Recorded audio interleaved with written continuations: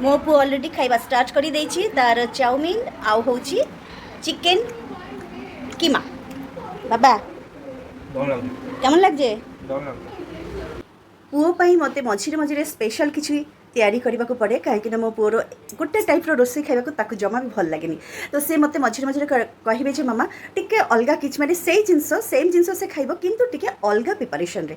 तो आजिर प्रिपरेशन होछि चिकेन कीमा। चलते देखा चिकेन कीमाटा मु केमती करूछि।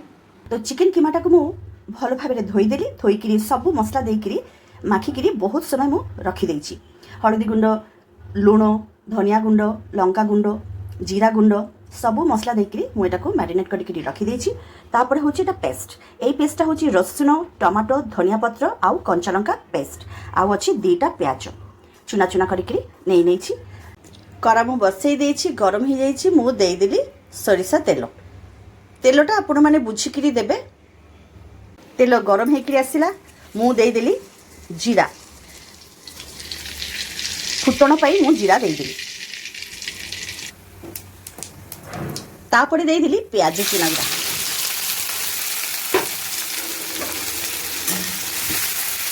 प्याजटा टिके ब्राउन करके भाजवा को पड़ो।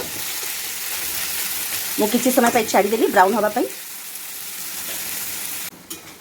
प्याज देखु हल्का भजा हो गला तापरे मु अल्प टिके चीनी देदेली। चीनीटा मु एथि देली प्याजटा आउरी टिके भलो भाबरे क्रिस्पी भाबरे भजा हबो। फर्स्ट टाइम चीनीटा देबेनी प्याजटा हल्का टिके भजा हैला परे जाइकरी चीनीटा देबे ताले तार टेस्ट भी भलो आसीबो आउ मसलाटा भी भलो भाबरे कषा हेई परिबो। प्याजटा मोर मोटामोटी भाव में ब्राउन होकर भाजिकी आसला। एबे मु से जो मसलाटा बाटिकी रखी टमाटो कंचा लंका धनिया पत्र आउ रसुण से मसलाटा को देदेली। एबे ताको भलो भाव में कषा हबो।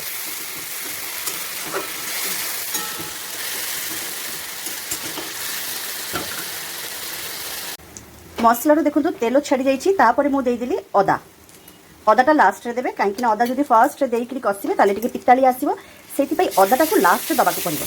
आ अदाटा देकी बेसी कषिबेनी तापर दबाक पड़ो मांसटा जे कीमाटा मु करके रखी से कीमाटा को मुझे देदेली। एबे मु देदेली कीमाटा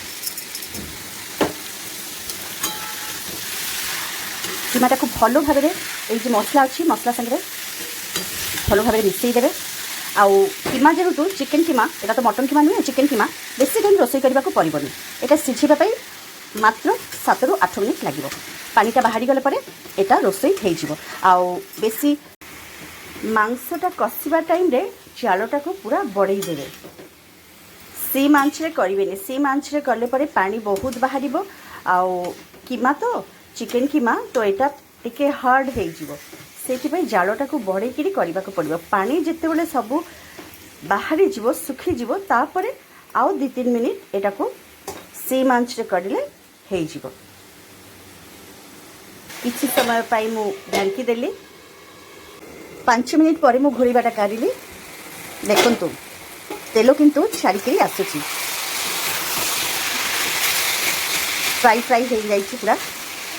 एटा करके खाइबे देखिए केते टेस्टी लगुच। सब बेले तो मांस चिकेन गोटे प्रकार ठिया होची टिके एमती चिकेन कीमा करके गोटे दिन खाआंतु। एटा रुटी परोटा लुची लच्छा परोटा जहाँ देखिए आप खाइबे भल लगे एमती कि पखाड़ सहित भी बहुत भल लगे। रोषे मोर हो गला लास्ट मु देदेली गरम मसला।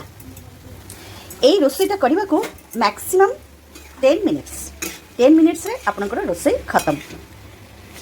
भल भाव में मैरिनेट करके रखिए। मैरिनेट जिते समय करके रखिए एटा टेस्टा से भल आसीबो।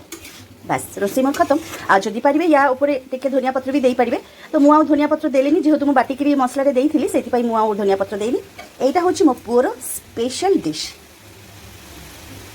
तो देखिले तो चिकेन कीमाटा मु केमिति भाबे करिली फटाफट करंतु आउ छुआ को खाइबा को दियंतु आपण भी खांतु बढ़िया टेस्ट।